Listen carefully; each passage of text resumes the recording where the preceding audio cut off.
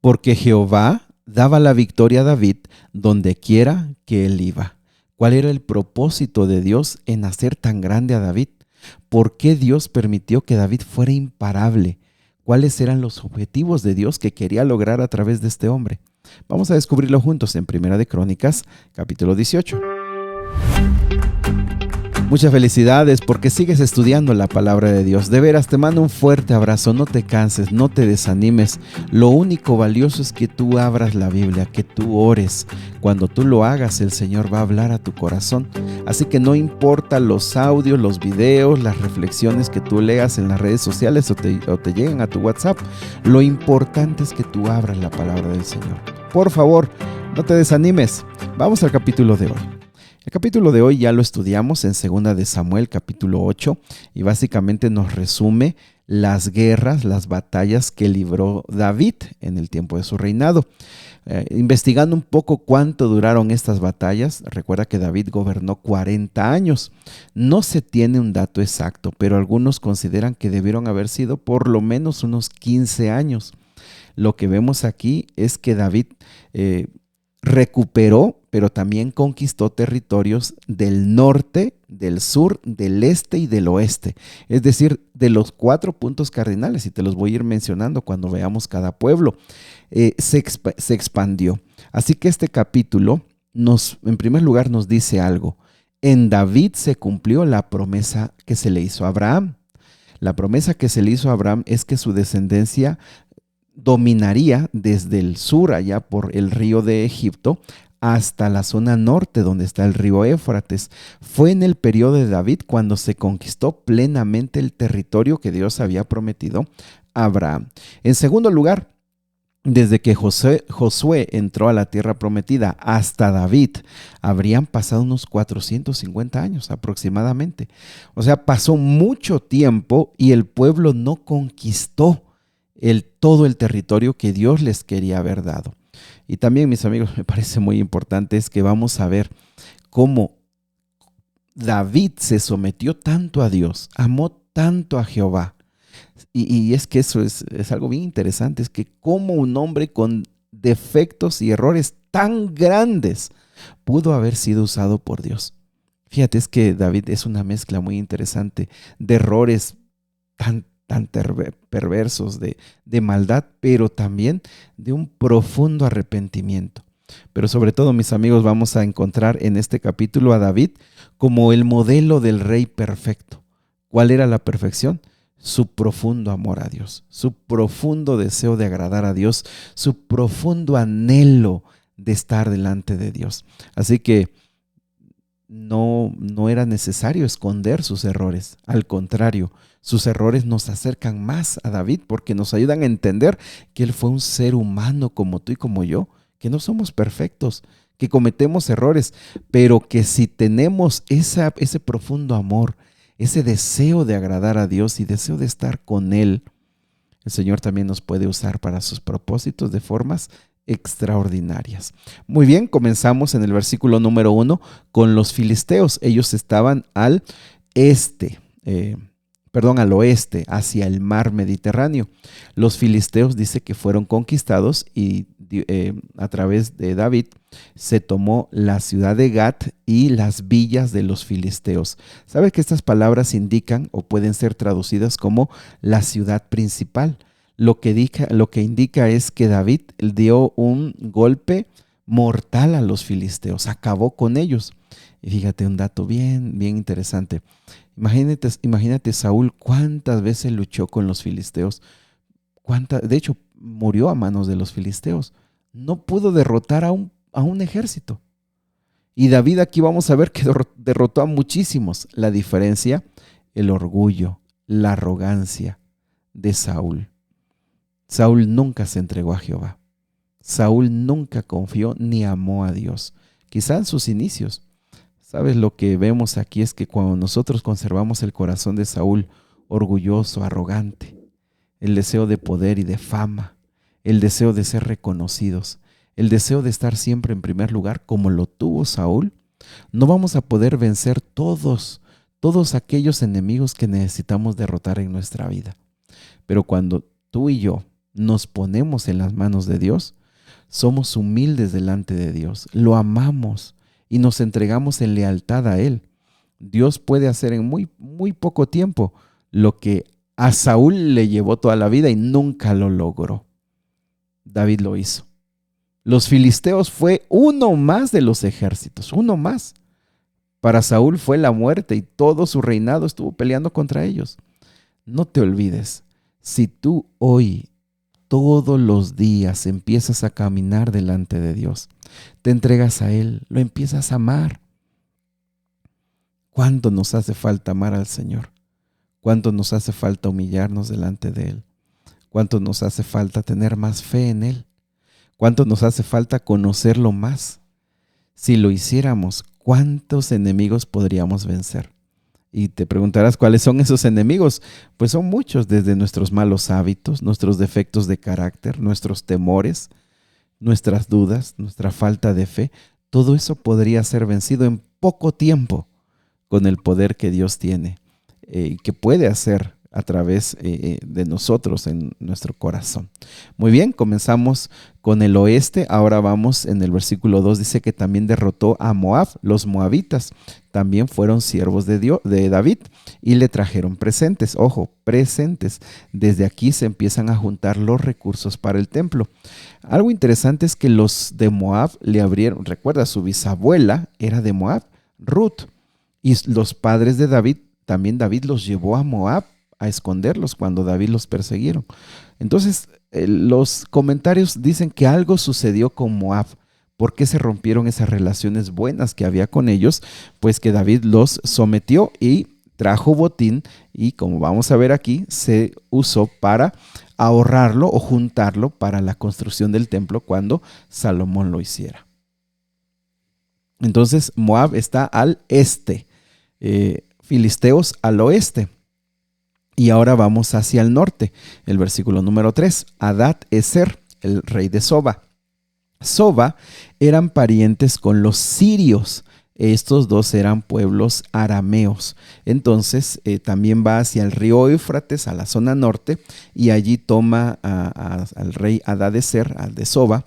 Le quitó 1000 carros, 7000 de a caballo, 20,000 hombres de a pie. Y ojo, un dato que nos puede causar un poco de preocupación. Dice la Biblia en la Reina Valera: desjarretó David los caballos de todos los carros, excepto a los 100 que dejó. Versículo número 4.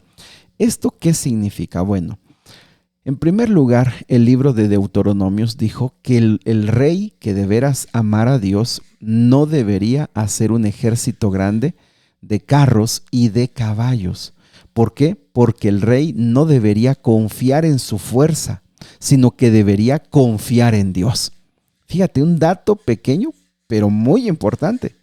Con todos estos carros y estos caballos, David pudo hacerse de un ejército extraordinario, pero no debes confiar en tu propia fuerza, debes confiar en Dios. Y mis amigos, este es un dato que debe llamarnos la atención. ¿Cómo lo puedo aplicar en mi vida? ¿Cómo puedo yo a través de mi vida decir, yo realmente que confío en Dios?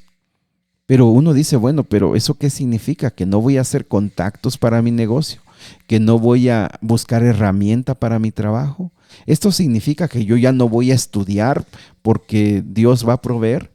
Es bien interesante entender que para un rey el ejército era la fuente principal de su confianza. Pero para un rey que ama a Dios, no. La fuente principal de su confianza estaba en Jehová. Así que por favor, no hay ejércitos grandes. Pero ¿qué hacemos con los caballos? Si los vendemos a los extranjeros, pues les estamos vendiendo, pues sí, herramientas de guerra. Si se los dejamos a estos, pues quedan armados. Entonces lo que se hacía era cortar de los tendones de las patas traseras de los caballos, y de esa manera pues se podían seguir usando, pero ya no para el combate, porque quedaban pues dañados de sus pies. Otros dicen que también los vendían a naciones extranjeras, pero básicamente pues era para alimento o también pues para otro tipo de trabajo, pero ya no para guerra, porque pues si no estarían equipándolos a esas naciones. También el versículo número 6 dice que una vez conquistado Hadad-Ezer de Soba, básicamente David puso una guarnición en Siria. Esto estamos hablando de en el norte, en Damasco. Acuérdate que estos sirios son los que van a acabar o le van a hacer la vida imposible a Israel cuando se divida. También, entonces, el norte ya quedó conquistado hasta el río Éufrates, todo eso está dominado, quedó una guarnición de soldados. ¿Por qué? Porque eran pues terrenos difíciles y se podían levantar nuevamente. También el versículo número 6 dice que se trajeron regalos, se le trajeron presentes, se le trajeron recursos que David tenía, versículo 6, porque, y ahí viene la primera frase, porque Jehová daba la victoria a David donde quiera que iba. Y mis amigos, miren, es que esta frase es la frase que hoy tenemos que guardarnos. David tenía la bendición de Dios. ¿Por qué? Porque él amaba a Jehová. David amaba a Jehová profundamente. Lo buscaba con todos los errores que tú le puedas decir a David. David tenía un corazón profundamente espiritual. Así que él buscaba y anhelaba la presencia de Dios. Y David estaba cumpliendo los propósitos de Dios. Por favor, si tú quieres estudiar, si tú quieres emprender un trabajo, si tú quieres formar una familia, si tú quieres que Dios bendiga a tus hijos, lo que tú quieras, siempre pregúntale al Señor, ¿cuál es tu propósito, Padre? Porque cuando estamos en el propósito de Dios, Dios nos va a bendecir. No sabes lo que Dios puede hacer en tu vida si tú lo buscas y tú te pones en sus planes. Dios no hay derrota cuando nosotros buscamos y caminamos con el Señor. Este mundo es muy difícil. No estamos hablando de ilusiones, estamos hablando de la realidad de la vida. Hoy vivimos un tiempo difícil, donde hay muchas complicaciones en este mundo. Pero como lo hemos dicho, Dios no necesita arreglar el mundo para arreglar nuestra propia vida. Dios no necesita darnos las riquezas de todo el mundo para que podamos tener paz y tranquilidad. Lo único que necesitamos entender es que Dios puede darnos paz y tranquilidad en medio de las adversidades de esta vida y que Él nos puede bendecir a pesar de las tragedias y de las adversidades. Él puede estar con nosotros y tú te vas a dar cuenta y vas a decir, yo tengo victoria, soy un hombre victorioso, pero no tienes trabajo. Es que la vida es más allá del trabajo. Hay cosas que yo estoy aprendiendo ahora que he perdido el trabajo. Oye, pero esta enfermedad, yo tengo victoria en Cristo Jesús. A pesar de esta enfermedad, porque esta enfermedad me ha enseñado esto y esto y esto. Aquellos que aman a Dios, aquellos que amamos a Dios, Dios está con nosotros y nos da la victoria donde quiera que vayamos. Porque la victoria de Dios no siempre es la misma que la victoria de este mundo. El versículo número 7 y 8 también empieza a contar todos los recursos que se recibieron. David los trajo a Jerusalén y de este bronce, versículo número 8, subráyalo, aquí vemos más riquezas que se trajeron y finalmente dónde se usaron. También el versículo 9 dice que Toi, el rey de Amat, cuando escuchó lo que había pasado con el rey de Soba, los asirios que vimos en el norte, le mandó más presentes porque él había estado combatiendo con este rey y ahora que estaba destruido, pues él le mandó recursos en gratitud, bastantes presentes, y todo este versículo 11, presentes de oro, de plata, todo esto que Dios había dado a David, se ahorraron o se juntaron o se almacenaron y más adelante van a ser la fuente de la riqueza para la construcción del templo. Ahora vamos hacia el sur, el versículo número 11 que dice que los de Moab, los hijos de Amón, atacaron a Judá. Algunos consideran que mientras David estaba en el norte, estos de Moab que están al sur, los de Edom entraron y atacaron y entonces también vino una parte del ejército y acabó con todos ellos. Así que básicamente, mis amigos, estaba todo el territorio controlado. Pero un dato importante, por favor, un dato interesante, el versículo 14 y 15, la organización y la administración. Sabes que David fue mucho más grande que Saúl, pero no por su propia fuerza. David tomó un modelo de administración. David tomó un modelo de organización muy bueno. para que todos los aspectos importantes del reino hubiera gente capacitada y hábil. ¿Por qué David fue mayor que Saúl? De Saúl nunca se dice que fue administrado y fue organizado. David llegó a ser tan grande porque Dios le dio sabiduría para organizarse, para administrarse, para ser disciplinado. Y sabes que mucho de eso nosotros lo necesitamos. Versículo 14 al 17, tienes que subrayarlo porque nos está diciendo el Señor, yo puedo hacer más contigo, yo puedo hacer más en ti, pero tú necesitas aprender a ser administrado, organizado, disciplinado y que toda la forma en la que tú trabajas refleje que me conoces, refleje que tú me amas. Mis amigos, la presencia de Dios en nuestra vida le debe dar orden a nuestra vida, le debe dar limpieza, le debe dar seguridad a nuestra vida, le debe de dar una mejor administración. Dios quiere hacer mucho en tu vida. Hoy necesitas preguntarle al Señor qué es lo que Él quiere hacer. Padre, nos ponemos en tus manos, Señor, y te pedimos, haz todo lo que quieras en nosotros. En el nombre de Jesús. Amén.